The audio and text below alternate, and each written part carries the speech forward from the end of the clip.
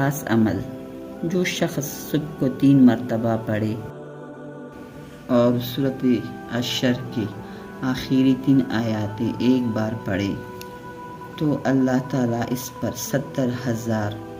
فرشتے مقرر کر دیتی ہیں۔ وہ شام تک اس کے لیے استغفار کرتے رہتے ہیں، اور اگر اس دن اس کا موت واقع ہو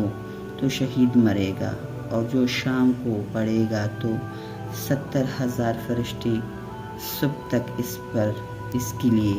استغفار کرتے رہے گا، اور اگر اس رات میں اس کی موت واقع ہوگی تو وہ شہید مرے گا۔